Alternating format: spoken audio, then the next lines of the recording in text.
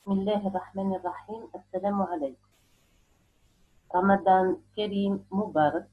نسأل الله أن يعيننا ويعينكم على صيامه وقيامه، وأن يتقبله منا بالمغفرة والعتق من النار. ونسأل الله أيضا أن يرفع عنا هذا البلاء ويدفع عنا الوباء. إن شاء الله تكونوا جميعا بخير. Voilà, concernant cette présentation, je vais vous montrer comment faire l'importation et je vais vous expliquer quelques requêtes du TP3 concernant le langage de manipulation de données avec MySQL. Donc, vous savez que pour le TP3, vous aurez besoin de la base de données livraison et pour le TP5, vous aurez besoin de la base de données commerciale. Donc, vous pouvez ou bien les créer ou bien les importer. Avant d'importer une base de données, vous devez d'abord télécharger le fichier SQL correspondant à la base de données voulue, commercial.sql ou livraison.sql de la plateforme de l'avenir. Avant de faire l'importation, vous allez créer une base de données avec le même nom et le même interclassement UTF General CI que ceux existants dans le fichier SQL. Et par la suite, vous procédez à l'importation. Maintenant, si l'importation échoue pour une raison quelconque, vous ouvrez le fichier SQL et vous copiez toutes les requêtes à partir du premier create table. Puis, vous les collez et les exécutez dans l'onglet SQL de votre base de données. Voilà. On va passer à la pratique. Donc, je vais vous montrer l'importation de la base de données commerciale, par exemple.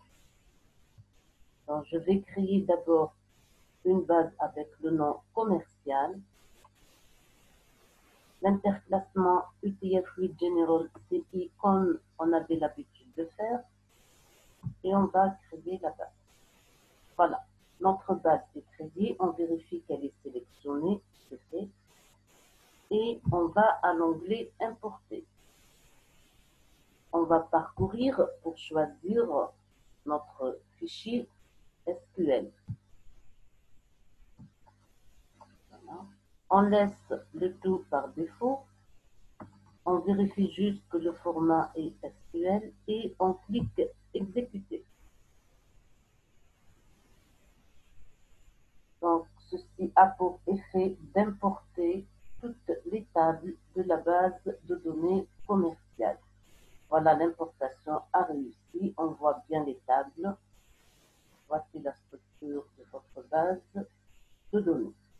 Donc, vous allez utiliser cette base de données pour les procédures stockées.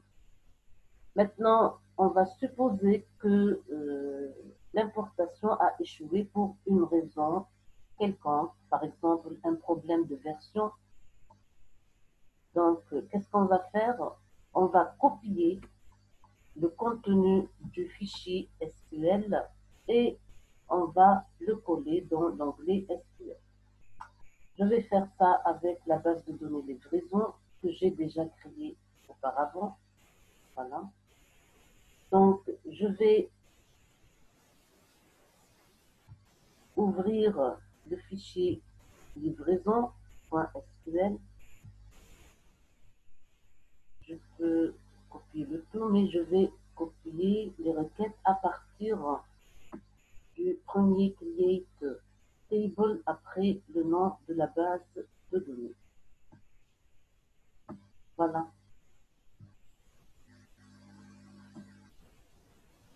Je vais copier le tout. Et je viens dans l'onglet SQL. Je vérifie que la base est sélectionnée. Et je fais CTRL-V. Voilà. J'ai copié donc toutes les requêtes. Donc, j'enlève les parties dont je n'ai pas besoin. Voilà, toutes les requêtes ont été copiées à partir du create table F.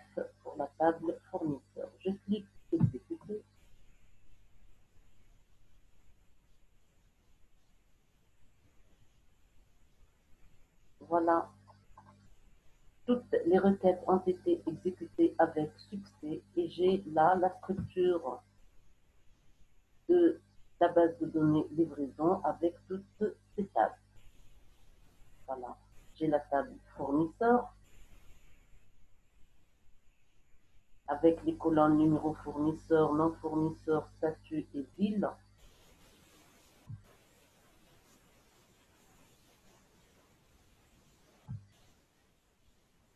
J'ai la table produit, la table des usines U et j'ai la table des livraisons UF.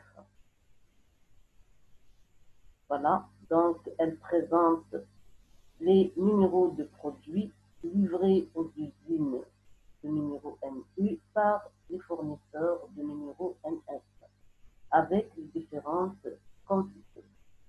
Voilà, c'est cette base de données que vous allez utiliser en TP3 et vous l'avez déjà utilisée en TB3. Voilà. Donc, pour exécuter les commandes ou les requêtes du TP3, vous allez utiliser l'onglet SQL. Voilà.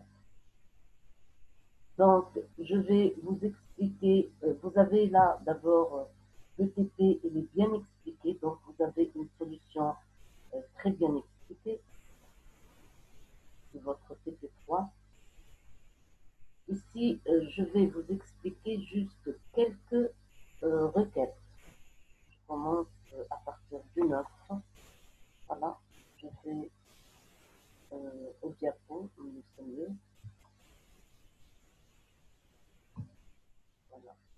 Donc, la question numéro 9, on vous demande de donner les numéros des usines qui ont au moins un fournisseur qui n'est pas de la même ville. Donc, là, il y a une condition de non-égalité ou d'inégalité. Donc, il y a deux solutions. Je peux faire une simple jointure de 3 tables et je vais mettre ici les conditions de jointure. Alors, la première condition est une condition d'égalité des colonnes NF des deux tables F et PUF.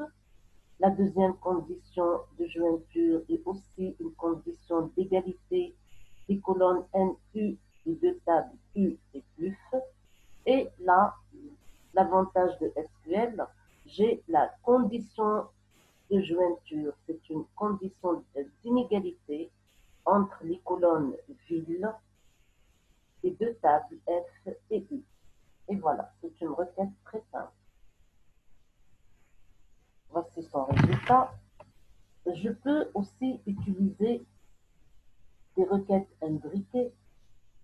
Et là, puisque j'ai au moins, donc je peux utiliser l'opérateur ENI. Donc, on va prendre les tuples de PUF pour lesquels le numéro de fournisseur est égal à au moins un élément retourné par ce select. Voilà. Alors, le select là, qu'est-ce qu'il retourne? Il va nous retourner la liste des numéros de fournisseurs qui ont livré à des usines qui ne sont pas localisées avec ce fournisseur. Voilà. Et donc, on aura le numéro d'usine pour lequel le numéro de fournisseur n'a pas, ou plutôt, a fourni à des usines différentes, de différentes localisations de le fournisseur. Ça, c'est pour la question numéro 9. On passe à la question 10. Donner les numéros des fournisseurs qui approvisionnent à la fois les usines numéro 1 et numéro 2. Donc, approvisionne, ce sera la table PUF. Et là, pour comparer deux tuples de la même table, j'ai besoin donc d'une copie de la table. Pour cela, on va faire une copie, un renommage. Donc, on aurait pu mettre ici as. OK? Donc, on a créé une copie de la table PUF, on l'a appelée PUF1 et on fait la jointure de ces deux tables.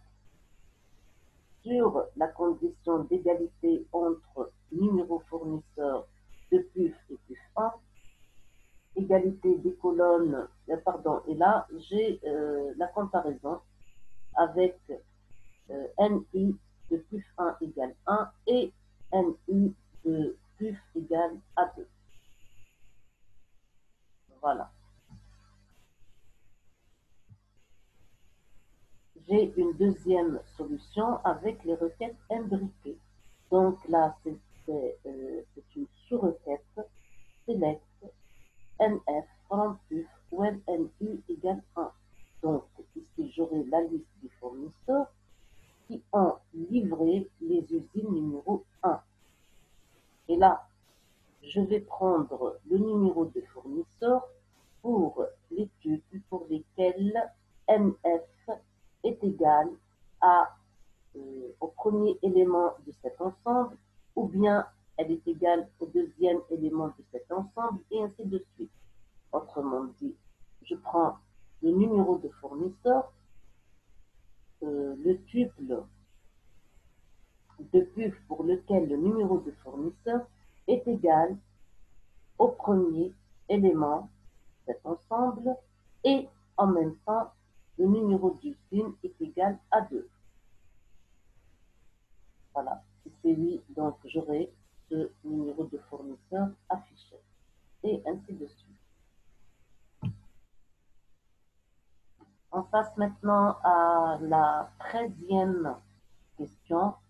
Donner les numéros des usines qui s'approvisionnent uniquement chez le fournisseur numéro 3. Donc, quand on trouve uniquement ou quelque chose qui veut dire uniquement, il s'agit d'une soustraction. Le problème est que la soustraction, comme la division, n'existe pas en SQL. Donc, j'attire votre attention que vous aurez une vidéo spéciale pour la division. Voilà, donc pour répondre à cette question, la soustraction avec MySQL ou avec SQL, on peut la résoudre avec l'opérateur NotIn.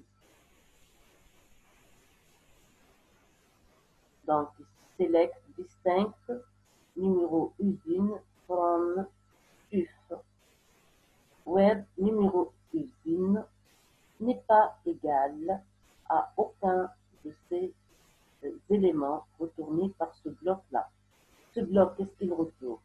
Il retourne les numéros d'usine pour lesquels le numéro de fournisseur est différent du fournisseur 3.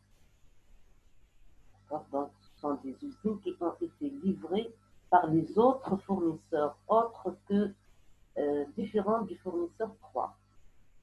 Donc, si je vais sélectionner numéro usine du tuple PUF qui vérifie la non-égalité avec tous ces éléments, cela veut dire que cette usine a été livrée par le fournisseur numéro 3. Voilà, je vous remercie.